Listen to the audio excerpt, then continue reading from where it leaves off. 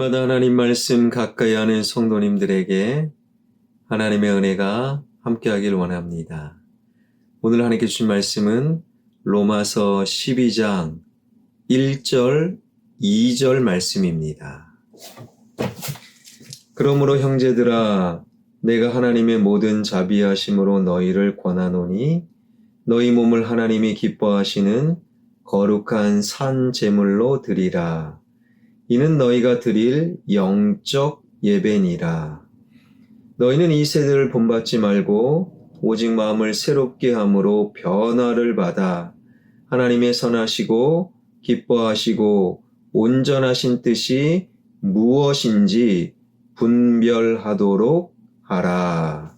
아멘. 산부인과 의사인 한 집사님에게 들었던 이야기입니다.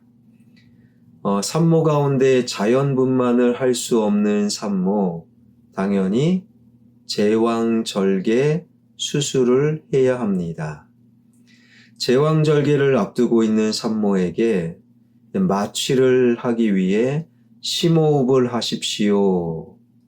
근데 그 산모가 얼마나 긴장이 되었으면 입으로 심호흡을 해야 되는데 말로 심호흡 그렇게 했었다라는 거예요. 그러면서 심호흡을 하지 않고 말로 심호흡을 따라했던 그 산모의 모습을 회상하면서 예수님을 믿는 우리 신앙인들도 그러고 있는 것은 아닌지, 하나님의 말씀대로 살아야 되는데 예수님이 이렇게 행하라 그러면 우리는 몸으로 행하면 되는데 입술로만 이렇게 행하라 말로만 반복하고 있는 우리네의 모습. 이 이야기를 들으면서 웃기면서도 동시에 꽤 깊이 우리를 또한 나를 돌아보는 시간을 잠시 가진 적이 있었습니다. 십자가 복음을 정확히 아는 것도 중요합니다. 모르면은 안 되지요. 그러나 더 중요한 것은 알고 있는 십자가 복음을 행하는 것. 사도 바울은 로마서 12장부터 마지막까지 그 말씀을 하고 있는 거예요. 그 전체를 요약하면 자신의 몸을 하나님께 산 제물로 드려라. 오늘 본문 1절입니다. 그러므로 형제들아, 내가 하나님의 모든 자비하심으로 너희를 권하노니 너희 몸을 하나님이 기뻐하시는 거룩한 산 제물로 드리라. 이는 너희가 드릴 영적 예배니라. 거룩한 산 제물, 살아있는 제물이라는 것입니다. 사실 원래 제물은 죽어야 마시지요. 제물은 죽는 것. 그런데 산 제물이라니 살아있는 죽음이라는 의미입니다.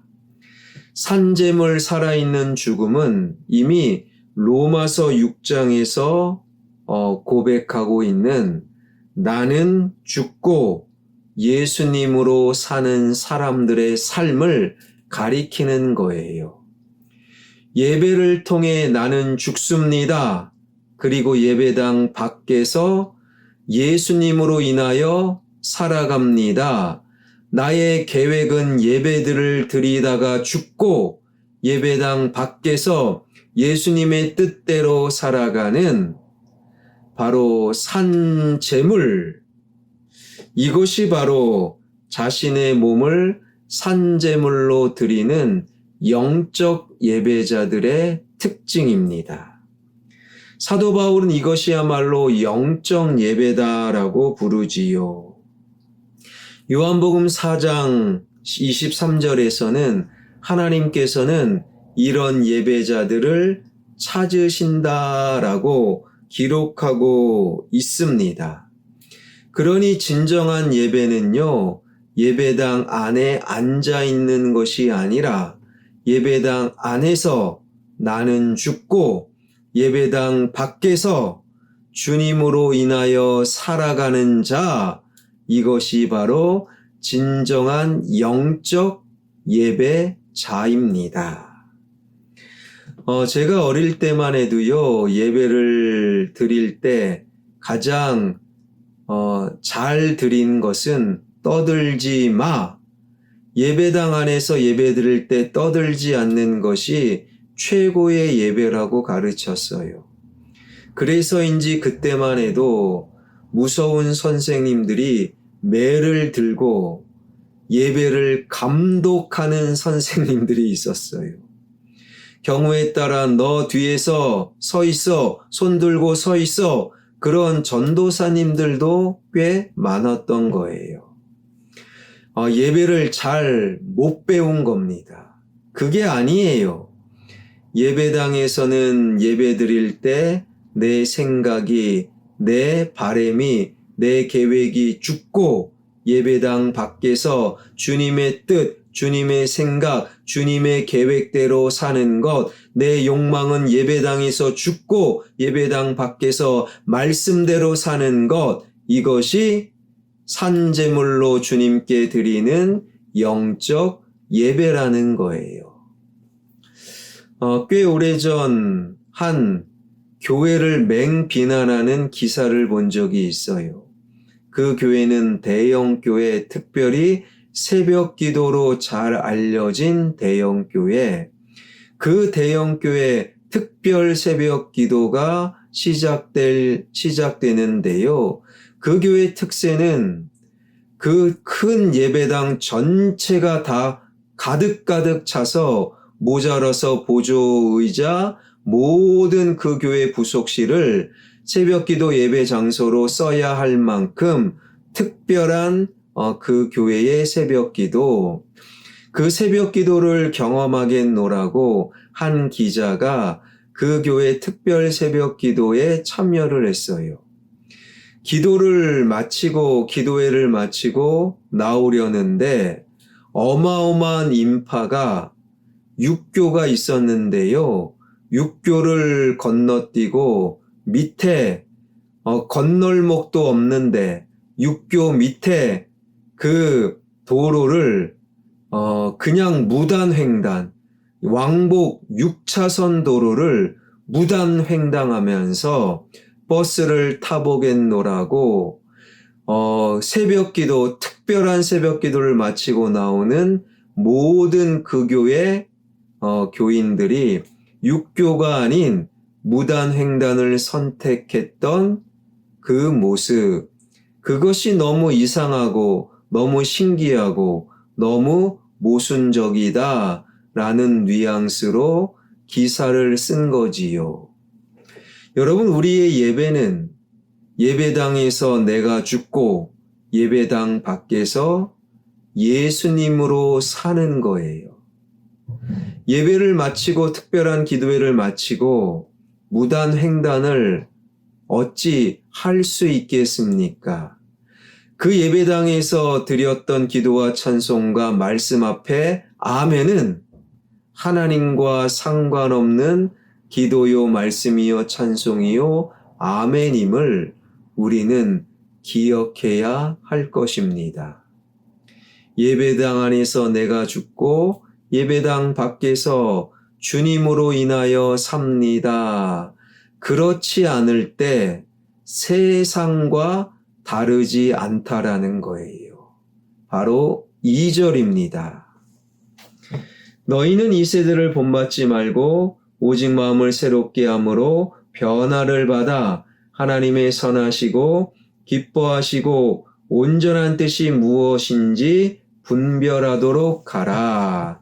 예배당 안에서 내가 죽지 않은 이상 예배당 밖에서 하나님의 선하시고 온전하시고 기뻐하신 뜻대로 살 수 없다.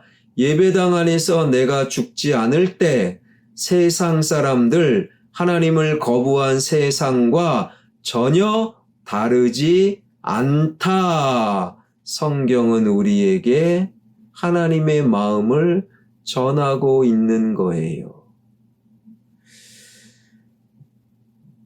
우리 몸을 하나님 앞에 거룩한 산 제물로 드리는 영적 예배자는요, 바로 예수님과 내가 죽고 예배당 밖에서 주님으로 인하여 사는, 그래서 늘 하나님의 뜻대로 살아가는 자, 바로 사도 바울이 그러한 예배자였어요.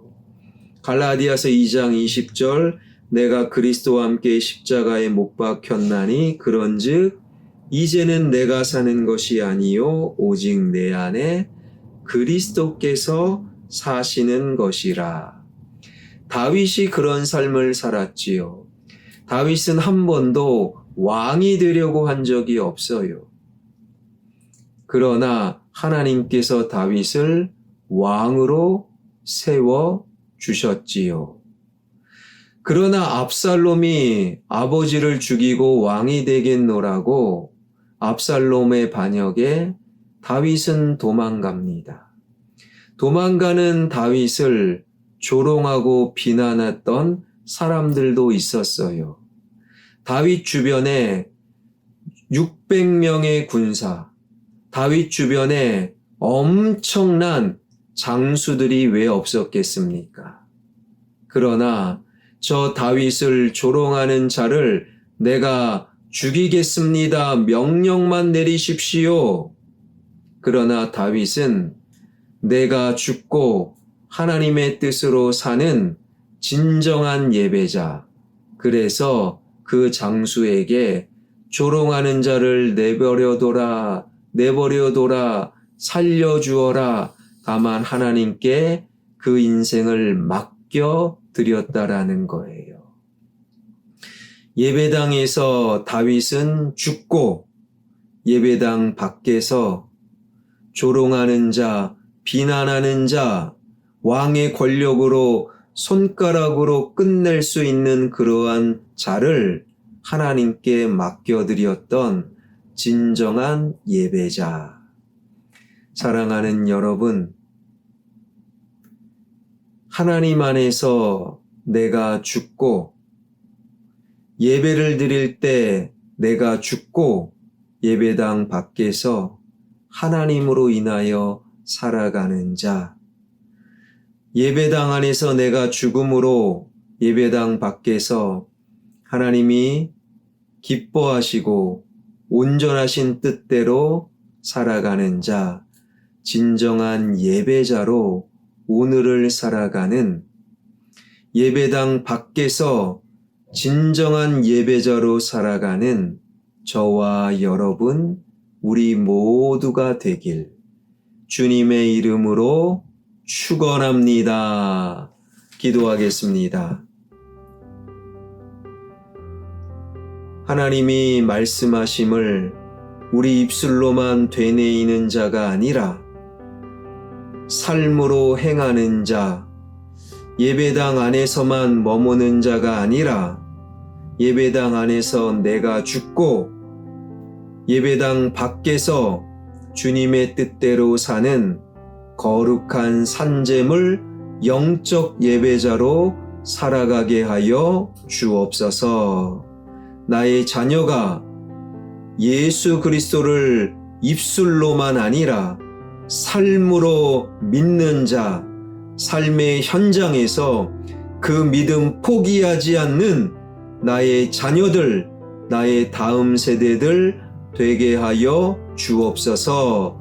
우리의 다음 세대가 예배당 밖에서 하나님이 기뻐하시고 거룩하시고 온전하신 뜻을 분별하며 그 뜻대로 살아가는 영적 예배자들 되게 하여 주옵소서. 예수 그리스도의 이름으로 기도하옵나이다. 아멘.